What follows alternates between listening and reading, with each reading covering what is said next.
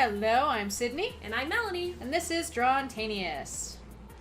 Today's drawing prompt is brought to you by our Patreon supporter and good friend, Joseph, who has asked Sydney to draw a Pokemon Trainer OC. Cool. And while you draw that, we're going to talk about, just in general, video games that we are nostalgic for. And so I am qualifying this as games either we played during middle school or prior to middle school. Just because there'd be too many things to count, like, post-middle school. And I would have to get really nitty-gritty with, like, which gen console was I playing in high school? I can't even remember. So yeah, I remember. I don't. I only had two. I think... I say only, but that's more than most people had. I think the GameCube came out during middle school for us, maybe? Possibly. Yeah, I think so, because my dad was in the one house that he was in when I was in middle school. And I'm pretty sure I remember that early high school, when my house burned down, it was a Wii that we had. I remember it was a Wii because the Wii itself fused shut, but you could still play the game inside of it. What was inside it? I believe it was Twilight Princess. Amazing. But A sign. we were just like, it works still, I guess, if you only want to ever play Twilight Princess. So yeah. What would you like to start, or shall I start? I can start, because I can think of one immediately. It's actually not a game that I played as a kid, but my dad would play it, and I would watch him play, and that's Dragon's Lair, which was... Which one was Dragon's Lair? That's where you're Dirk the Daring. It's animated by Don Bluth. Okay, that one, yes. Yeah, obviously I like it for obvious reasons. Also, Tiny Me really liked Daphne, even though she's like just a one-dimensional character. Yeah, she's just cheesecake. But like, my dad would get really far. He'd get like all the way to the end, but I don't think he ever beat it. Oh, wow. And yeah, I got Dragon's Lair confused with Dragon's Quest. Yeah, that is not the same. It's not the same at all. But I was just like, wait, dude, two different formats. Which dragon are we talking about? But a nostalgia game I did actually play. My parents kind of had a rule with video games growing up. My dad was a PC person, so like we did have computers before they became really commonplace. But it was a children's game called Mother Goose Mix Up, and I didn't get to play the MS-DOS version, but because the one I had played had like slightly better graphics. But yeah, my brother and I would like just play the shit out of that. Wow. That and a Schoolhouse Rock game that was specifically Grammar Rock. I remember having Schoolhouse Rock. I remember having, like, the Pajama Sams and Spy Fox. Did you have Putt Putt? I had Putt Putt also. Like, they were all in the same suite of, like, the same developer, just had different game lines. But I don't want to talk about those. I'm not necessarily nostalgic for those. I just, like, remember playing those when I was really, really, really, really young. Yeah. Probably, well, it's on my mind recently. Link's Awakening, because the remake is coming out. Oh, yeah. That was, like, we've talked about this before in, like, our other Zelda-centric episodes, how Link's Awakening was specifically, like, my first vivid memory of a game I played, and not just watched my dad play. And I think, I want to say I got stuck at the 4th dungeon because I was, like, 10 or whatever. And your brain just wasn't quite working yet. And I don't even remember why I got stuck. It either wasn't very straightforward, or like I didn't understand. Or the limited graphics weren't exactly very detailed and telling you what was going on. Or I just didn't have the hand-eye coordination to like continue on, or what have you. Oh, but now things are going to be different. Oh, now that everything's changed. I have trained for 15 some years for this moment to play Link's Awakening, the remake. I'm very excited for it. I remember the music a lot. Like, most of the games I'm nostalgic for, I have a very strong sense memory of the music. And again, we kind of talked about this previously in the Zelda games. episodes where it's like, oh, I remember almost the entirety of the Ocarina of Time soundtrack. That was a game I played when I was very, very young, but again, didn't finish. You didn't finish Ocarina of Time? Not when I was little. I got as far as the Shadow Temple, and then I got very scared. That's fair. The Shadow Temple's really fucked up. It's really fucked up. I think I want to say I had a friend beat the Shadow Temple for me while I watched. And then the final whole, like, Ganon's Castle Gambit thing, like, that also stressed me the crap out. Yeah, well... So I don't think I finished that either. Well, the Shadow Temple wasn't even the last temple. No, yeah, there was the Spirit Temple. Yeah. No, I was able to do the Spirit Temple, but it's like Ganon's Castle, the whole, like... Not only is it super dark and kind of scary, and I think doesn't the monster at the bottom of the well come back again? Yes, it does. Oh, I hate that one. Oh no, that one comes back during the Shadow Temple. Either way, they're awful. Yeah, I don't like terrible. that shit. For whatever reason, like Legend of Zelda zombies and like undead monsters are by no means realistic, but for whatever reason they freak me out so much, and I can't deal with it. They're upsetting. They're very upsetting. But yeah, Link's Awakening. What else? Final Fantasy VII. Okay, Final Fantasy VII doesn't count because I played that in high school. Oh, okay. I watched cousins play it when it first came out on the PlayStation 1, but I didn't own a PlayStation console until I got a refurbished PlayStation 2 and like specifically sought out Final Fantasy. I think because of Crystal Chronicles. I think my first exposure to actually playing a Final Fantasy game was like Crystal Chronicles / Final Fantasy Tactics on the Game Boy Advance. I don't know about your family, but my family was a very heavy Nintendo-centric Oh, mine was family. too. So we didn't have the SNES, but we got on board during the N64 phase.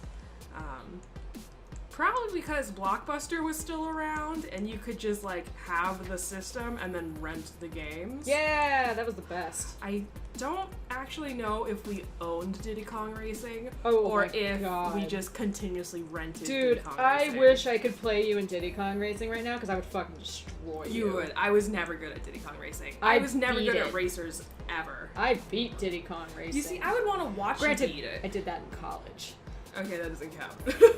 But I would still, I would want to watch it because I know there's, some story element going on, and I got to the end of, well, a lot of the main races, and then the special races came up afterwards. Yeah, a lot of the story isn't really told in the game.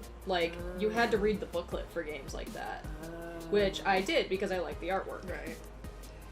What else did I play early on? We've talked about Ocarina of Time before, we've talked about Majora's Mask before.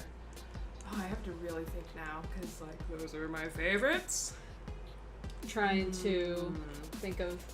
I mean, Diddy Kong Racing was one we had. We actually didn't have Mario Kart growing up. Do you remember the theme song? For Diddy Kong Racing? Uh-huh. Do, do, do, do, do, do, do, do, do, do, do, do, do, do, do, do, do. Yep. That's, the only thing about it that I remember very well. It's very catchy. Yeah. I did really like that one. I played a lot of Banjo-Kazooie. I just realized the game I can talk about because I remembered what house I owned the game in. Amazing. I remember my childhood based on the houses I lived in. Don't we all? I figure, we had several houses within the same neighborhood or the same general geographic area, but it was just oh gosh, what era of my childhood? But I digress. Golden Sun. Oh my goodness. Oh, that's right. That thing you talk about all the time. My first JRPG love, probably. Actually, no, that's probably what got me into Final Fantasy. Because Golden Sun's combat system is very, very, very much, inspired by Final Fantasy 1. And actually, now that I'm remembering, a lot of the Final Fantasies came out on the Game Boys, so that's where I ended up playing them first. So it's a turn-based JRPG, standard, fare, nothing really innovative, but it was one of my first JRPGs, and I just love the world building and the story. It's an environmental story, kind of Hilarious. like masked behind like magic and stuff. The whole point of all the 3 games that came out is that the world is dying because the magic was shut down for some reason. I don't remember why there's like magic lighthouses and stuff that like are fonts of power for the world, and they were turned off for some reason, which I would have to play the games again to figure out why. But anyways, the world's crumbling apart, and like there's actually like the edge of the world is just waterfalls.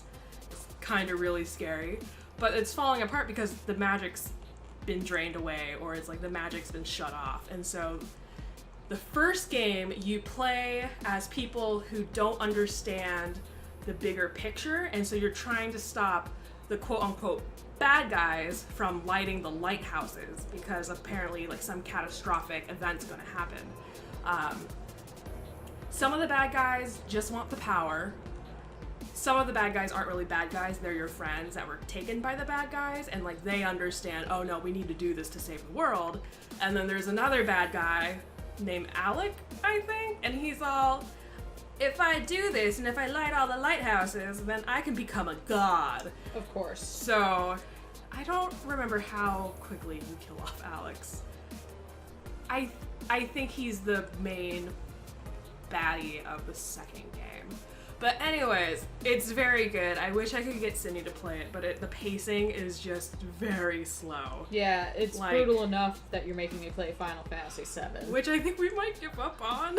Yeah, I just want to play the remake. It's really rough, you guys. Like, oh man, we're not even out of Midgar. I don't have the nostalgia goggles for it, so I don't enjoy the bullshit. Granted, like- I understand it's old. I'm watching you and I'm just kind of like, oh, you're gonna hate this next part coming up.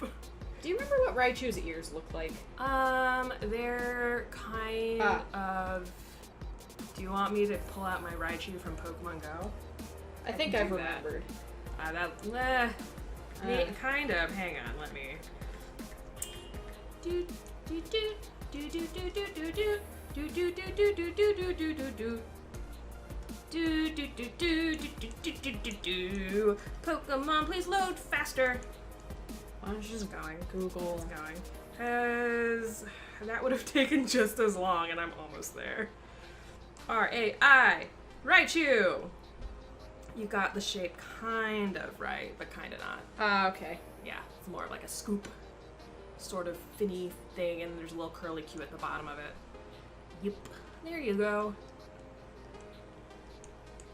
That was my party hat Raichu. I also have the surfing Raichu, if you'd prefer to do the surfing Raichu. I mean, it doesn't matter. You just need to know what the ears look like. Oh, the ears are different on the surfing Raichu, because it's the Alolan Raichu. Oh, that's right. Anywho, let's see, Golden Sun, my first RPG love. Oh god. Like, it's rough for me to even go back and play that game. Like, it's exhausting, guys. It's really exhausting.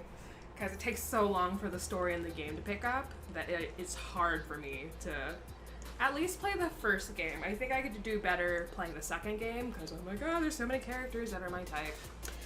So many characters. And that I just already know adore. exactly what they are. Yeah? Yeah. Who? Angsty twinks or like dudes with weird skin colors.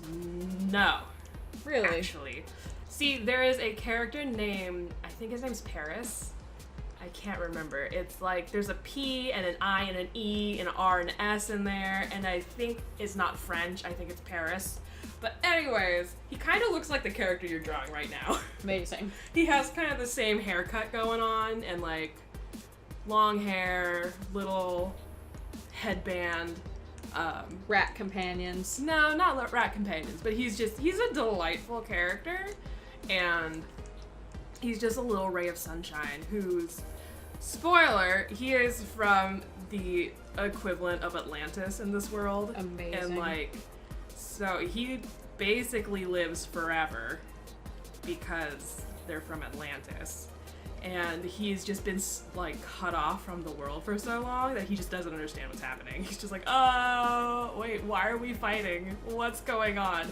Yo guys, the world's falling apart. There's more important things. Can we stop? Oh no, okay, I guess we're fighting now. So he's just like, please stop, no. He's doing his best. He's doing his best, and he provides you with your airship because it's his ship that you fuel with, like, magic juice. What other games? What other games, Sydney? So that I don't just go on and on and on about all the JRPGs I remember I played on the Game Boy Advance. Obviously, Pokemon. Pokemon! What was your first Pokemon? What do you mean? Oh, sorry. What was your first Pokemon game? Oh, Blue. And my brother had Red. Cool. And then he got Yellow, which we fought for. Because Pikachu! I don't think we got the special edition Game Boy Colors, but we definitely had Pokemon Yellow. Pikachu follows you around. Pikachu does follow you around. I was so happy when they finally brought that mechanic back. Like, it was there, and then they just didn't do anything with it. Like the most popular feature. And then Pikachu would, like, do little faces and stuff, and it was really cute. It was really cute. It was super cute. I actually, for Blue version, so for missing number, there were two methods to get missing number. One... Oh, did you break your game? No, I had the legit version. So, I guess, like, if you use a Game Shark to hack it in, like, it breaks your game. It corrupts your game or something. But if you go through the process where, like, you go to the old man, you watch him fuck up catching a Pokemon, then you fly to Cinnabar Island, and then you surf along the edges of the island until it shows up. And bada bing, you have it. And I was so excited because I was the only one in school who could figure it out. And then my Game Boy got stolen. Oh no! And the worst part is, I had a nameplate on it, and I knew who took it, and I kept telling the teacher, I was like, just take the cartridge out, and my name is on it. And she was like, you need to stop telling lies. That's so garbage. It was so frustrating. That's so garbage. Because then the kid just started doing this exact same thing. He was showing off missing number. Of course. Naturally. That was like... I don't know why teachers just didn't like me at the time. Well, you also lived in a rural town where everything was garbage anyways. That's true. So, what was your first Pokemon love? Like which Pokemon I really liked? Also, what character did you really like? I actually didn't really... As a kid, I didn't care that much about the characters. I actually, to be honest, I like Jesse and James. I mean, that's fair. That's valid. So, like, nobody from the game. What about when you were older? Actually, I know the answer to this one. You do know the answer. Professor Sycamore, you went nuts for him. Like, I didn't play Pokemon, like, because my Game Boy got stolen and, you know, my parents got divorced, money got tight, so, like, I didn't get to play any of the games after Red and Blue. And then when they announced Pokemon X and Y, at this point in my life, I was very indifferent to Pokemon. But then they showed Hot Professor, and I was like, I don't know what this game is, but I need it. Professor Sycamore was a really good professor. He was kind of a ditz. I loved him. Like, apparently he was really smart, but he was also a super ditz. He's an airhead. He was a himbo. I loved it. Exactly as he should be. Oh, and it was like, oh, hey, Lysander, my best student, my best friend. Just not realizing that Lysander's the bad guy. He wasn't a student, he was just his friend. His friend who would openly discuss genocide now and then, and Professor Sycamore would be like, ha ha ha, oh you. You kid so much. Oh boy. But yeah, Professor Sycamore, I love him. I think the first Pokemon character that I was just like, oh, you're so cute, was Rourke from Johto. Wait, was Rourke in Johto? I need to look that up now. See, I didn't play that one, so I have no idea who that is. I'm pretty sure he was in Johto, in Gold and Silver, because he was like one of the tiny sprites. A cute little Rourke Pokemon. See, I hear the name Rourke, I think Atlantis, and that was the villain from Atlantis. Oh my god, I read most of this wiki entry, and... Oh, just kidding. Nope, he's in Sinnoh. So that was Platinum. Was Platinum still... No, they were still in the old art style when they hit Platinum, I think. I don't know. I'm pretty confident they were. Who knows? I'm talking out my ass at this point. Other than that, like, Rourke was super cute just because I had no idea he had a top hat on, or not a top hat, a hard hat on, because he, like, works in the mines or whatever. Let's shift gears. What was your favorite Pokemon? Your first favorite Pokemon? I mean, the same as everyone's. It was Pikachu. Pikachu. I think Pikachu was cute. Did you play Hey You Pikachu? No, because that was post-divorce. Oh no. You're not missing out. I've seen Let's Plays of it. The game is so shitty. It's so... The concept was cute, but the execution, like, the technology wasn't there. Yeah. I wish they would kind of revisit it, because I love the idea. But there was a timed component, and there was a But it didn't tell you there was a timed Right. component. That's what was shitty. So it'd be like, oh, you lost, and you're like, wait, what? Why did the game restart? And it's like, I don't wait, I understand. can lose? I thought I was just hanging out with Pikachu. Exactly. Yeah, so and then you slowly realize, oh, there's a whole series of things I need to do, but you couldn't, in that day and age, you couldn't tell. It's not like you could look up a walkthrough. I mean, you could go on GameFAQs, but who knows if the person was accurate. Okay, miss, I lived in a place that had internet. Oh, sorry. I didn't get high-speed internet until I was in high Sorry. school. I mean, even then, the GameFAQs weren't... Is it GameFAQs or Game FAQs? I always called it GameFAQs. I always called it GameFAQs. They weren't always accurate, because it was just some person who typed up a notepad. And made a title with ashy letters. Yeah. I see we're following the trend of your Pokemon trainer having a bunch of adorable rodent Pokemon specifically. Yes. How much more do you think you have left? Because I think we're hitting about 20... I mean, I'm pretty much 4 minutes. done. I just wanted to get some final bits in. Get some inks on. What do you call this stage? Because you did the, I guess what's equivalent to penciling. It's like refined penciling, because Okay. it's still really messy. Still rough and sketchy. Just less so. It's just clearer. Ah, it's very cute. I love rodents, and they don't get enough love. Will you finish the sketch? Probably not, just because it's an OC, and I can't really see it being a print or anything. It's so cute though. But Aww. Well, this was a slow episode. yeah. Thanks for listening, guys. It's our first time recording in what, 2-3 weeks? Yeah. Woof. Took a little break. But again, if you have any recommendations for topics to talk about or drawing prompts, and you support us on Patreon or Ko-fi, then feel free to drop them on those pages.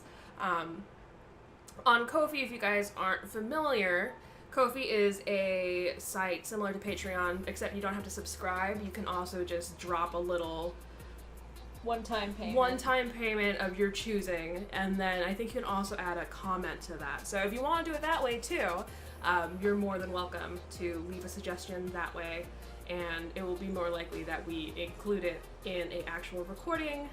It also gives you I think a 30-day window to access all of your supporter-locked Yes. content on Ko-fi. Yes, it does. Not necessarily the monthly subscriber content, but at least you'll get some of it. Yes. Well, I think that's about does it, huh? Thanks for tuning in. And if you want to see more of Sydney's art, you can find her on Twitter and Instagram at CCLunaArt. And you can, again, support us on Ko-fi or Patreon under CC Luna. We'll see you next time. Bye-bye!